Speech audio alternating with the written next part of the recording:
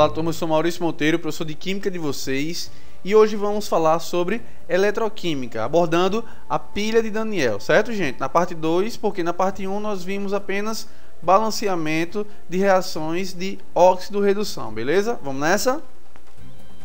Visto isso, vamos falar então um pouco sobre Daniell, gente. Olha o currículo do cara, fantástico. Ele era químico, meteorologista, inglês, nascido em Londres, Laval, só que ele concentrou seus estudos muito no campo da eletroquímica. E é o que nós vamos estudar agora. Vamos lá?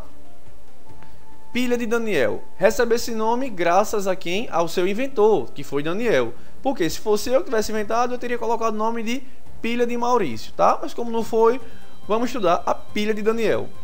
Gente, essa pilha é formada por duas soluções. Do nosso lado esquerdo, nós temos aí uma solução de sulfato de zinco, concentração de 1 mol por litro desse sal, beleza? E aí, quando eu dissolvo esse sal na minha solução, eu terei disponível o que? Cátions Zn2+. Do outro lado, no lado direito, eu terei o que? A solução de sulfato de cobre, também a concentração de 1 mol por litro. Terei disponível então nessa minha solução os cátions Cu2+, certo? Conectando, gente, as minhas duas soluções, eu terei uma ponte salina que pode ser recheada por solução de KCl, que vai comunicar as duas soluções, beleza? Dessa forma, a nossa pilha, ou melhor, a pilha de Daniell, né? Sei lá como você quer chamar, ela está pronta para funcionar. E como é que ela funciona? É assim, ó. Do zinco saem elétrons que partem até o eletrodo de cobre. E aí a lâmpada consegue acender graças ao fechamento do circuito. E isso é possível também por conta da ponte salina, que a gente pode falar já já dela, certo? Então vamos agora estudar o que acontece com a pilha a médio e longo prazo. Então vamos lá. Esses elétrons que formam a corrente elétrica que conseguem acender a lâmpada saem de onde, gente? Saem da placa de zinco, saem dos átomos que compõem a placa de zinco. Ora, quando esses átomos perdem elétrons, eles vão passar a ter número de oxidação igual a +2, porque estão com deficiência de 2 elétrons. E aí, esse zinco 2+ passa de sólido, porque antes ele era zinco metálico, para zinco 2+ aquoso, ele vai para a solução. Vocês concordam comigo que, à medida que eu vou arrancando esses átomos, essas entidades da minha placa, a placa ela vai sofrer o quê? Uma corrosão, gente. Ela vai então, com o passar do tempo, afinando. Ora, se a minha placa está afinando e os elétrons estão passando pelo fio, acendendo a lâmpada e chegando até o cobre, o que é que vai acontecer então com a placa de cobre? Olha só, gente. Os cátions Cu2+ vão receber esses elétrons e aí vão passar de cobre 2+ para cobre metálico e vão se depositar em torno da minha plaquinha, tá? Então essa placa ela vai engordando, ela vai aumentando de volume e a minha solução vai perdendo o que? Esses cátions que estavam antes no estado aquoso, beleza? Então podemos fazer algumas observações. Vamos anotar comigo. Então o eletrodo de zinco ele perde elétrons. Em contrapartida, o eletrodo de cobre ele vai fazer o que? Ganhar elétrons. O zinco, por conta da perda de elétrons, sofreu o que? Oxidação. Já o cobre, como ganha elétrons, ele vai sofrer redução. A placa de zinco, ela sofre o que? Corrosão. Tá vendo que ela está sendo corroída, está sendo gasta, está sendo consumida. Já a placa de cobre, ela sofre o que? Deposição. Está ficando mais gordinha, certo? E a solução em que a placa está mergulhada, ela vai aumentar a concentração de Zn2+, no caso da solução de sulfato de zinco, porque os átomos da placa vão se oxidar e vão migrar para onde? Vão ser perdidos? Não, vão concentrar cada vez mais a solução. Já na placa de cobre, na solução de cobre, ela vai o que? Diminuir a sua concentração, uma vez que os íons cobre 2+ vão receber elétrons, saindo então do seu estado aquoso para o estado sólido, aonde? Em torno da plaquinha, certo? Então, o lado esquerdo, que seria a minha plaquinha de zinco. Ora, tá no lado esquerdo porque o desenho eu fiz no lado esquerdo, mas se tivesse do lado direito, seria do lado direito, beleza? Então, o ânodo é o polo negativo, menos, porque está doando elétrons, está oxidando. Já no lado do eletrodo de cobre, nós temos o cátodo, que é o polo positivo, está recebendo elétrons, beleza? Então, dessa forma, gente, nós podemos representar as semi-reações dos eletrodos. Então, o zinco sólido, ele sofre oxidação, perdendo 2 elétrons, passando então a zinco 2+, mais 2 elétrons. Perceba que os 2 elétrons têm que ficar no lado dos produtos, indicando que houve perda de 2 elétrons. Já o eletrodo de cobre fica como, gente? A semi-reação cobre 2+, que estava no estado aquoso, na solução, ganhando 2 elétrons, que foram cedidos por quem? Pelo zinco, passando então a cobre sólido, cobre metálico, depositando em torno da plaquinha, do eletrodo, certo? Quando eu somo essas duas semi-reações, eu posso cancelar os 2 elétrons no lado dos produtos, lá no eletrodo de zinco, e 2 elétrons no eletrodo de cobre, gente, dando então a minha equação global, a minha reação global, certo? E lembrando aí que a ponte salina, ela tem um papel altamente especial, importantíssimo. Seguinte, a minha solução de KCl, eu vou produzir K+ e Cl-. E aí, esses cátions K+, eles irão migrar para o lado da solução que estiver maior caráter negativo. Quem é que vai ter maior caráter negativo? É a solução de sulfato de cobre, uma vez que os cátions de cobre estão sofrendo redução, passando a cobre metálico. Então a solução terá maior concentração de sulfato, tá? Que será SO4 2-. Então o K+ ele vai para equilibrar essa minha carga. Em contrapartida, no lado da minha solução de sulfato de zinco, eu terei uma maior concentração de cargas positivas, uma vez que eu estou tendo um ganho, graças à minha corrosão da plaquinha, um ganho de quê? De zinco 2+, caráter positivo. Portanto, para equilibrar, eu terei a migração de Cl-. Então, a movimentação dos meus íons que vai fazer com que o meu circuito ele também passe a funcionar, certo? Se eu tiro essa minha ponte salina, nós abrimos o circuito, beleza?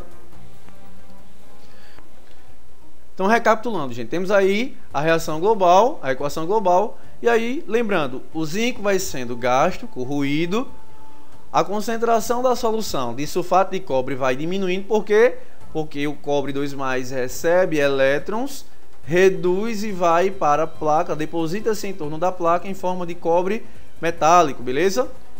A concentração da solução de sulfato de zinco vai aumentando. Por que, Maurício? Porque o zinco não está sendo corroído, gente. E aí essa corrosão vai produzir o que? Zn2+ para dentro da solução, porque está no estado aquoso, beleza? E aí, por fim, o cobre deposita-se sobre a chapa de cobre, aumentando a sua massa, beleza? Gente, vocês viram aí a setinha na reação indicando tanto o sentido direto como o sentido inverso. Isso quer dizer o quê?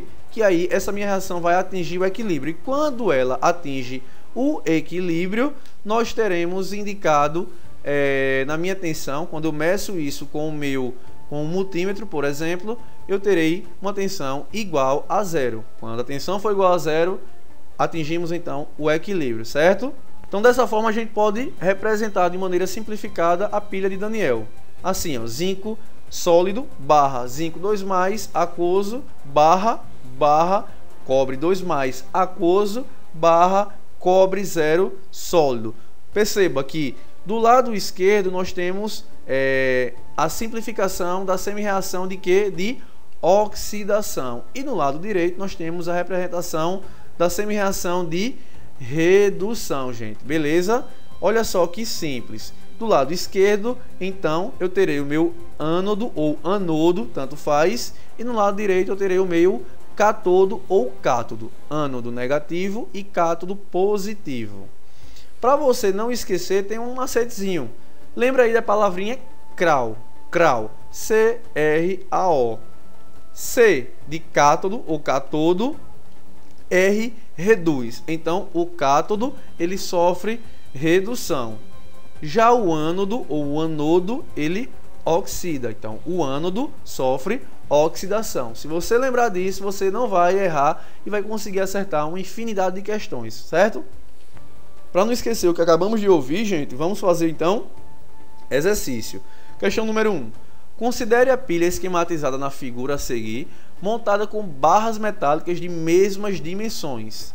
O interruptor 1 foi fechado e, após algum tempo de funcionamento do circuito, observou-se a diminuição da massa da lâmina de zinco e o aumento da massa da lâmina de cobre. Letra A. Através das semi-reações de cada eletrodo, encontre a reação global da pilha. Meu amigo, fácil demais, né? Primeira coisa, vamos identificar, vamos estudar a nossa pilha. Depois que o circuito é fechado, nós percebemos que o eletrodo de cobre ele ganha elétrons, sofre redução, sofre deposição, diminui a concentração de cobre 2+ dissolvido na solução.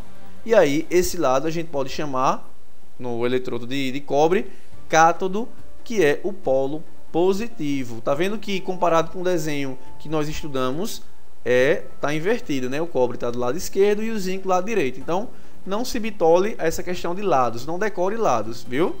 Então, vamos lá.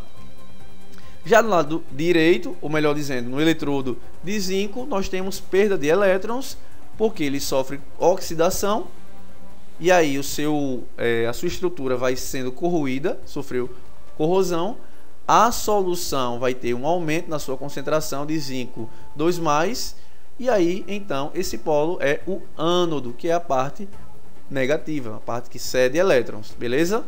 Então, semi-reação Zn, sólido, transformando-se em Zn2+, porque ele perde 2 elétrons. Já o cobre 2+, quando ganha 2 elétrons, passa a cobre sólido. Temos aí as duas semi-reações. Quando eu somo, temos o que? Cancelo 2 elétrons com 2 elétrons, e aí eu tenho a minha equação, a minha reação global. Letra B. Qual é o sentido do fluxo de elétrons pelo circuito externo que liga as lâminas de zinco e cobre? Meu amigo, fácil demais. Bota uma mais difícil.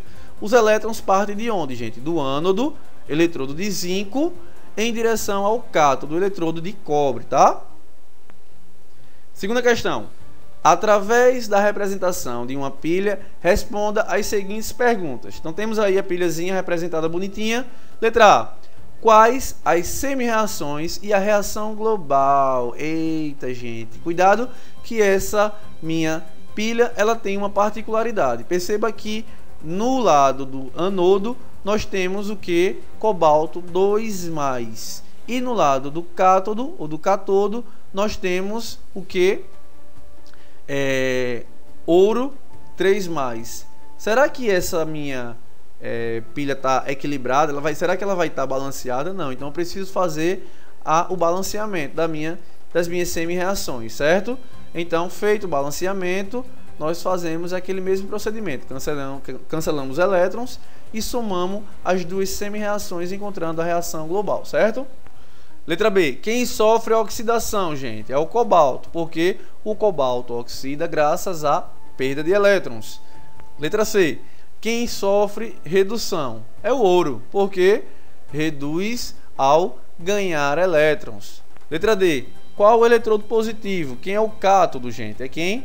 É o ouro. E aí, letra E, fica fácil. Qual é o eletrodo negativo ou o ânodo? Quem é? Cobalto. Letra F. Qual dos eletrodos terá a sua massa aumentada, gente? O ouro, porque ele sofre deposição. Qual eletrodo será gasto, gente? O cobalto, porque ele sofre corrosão ao ser oxidado. E por fim, letra H, qual solução aumenta a concentração? É quem? A que possui os cátions cobalto 2+, no estado aquoso. Beleza, gente? Gente, um fortíssimo abraço. Não percam a aula 2 sobre pilhas. Fique com Deus e até a próxima. Tchau, tchau.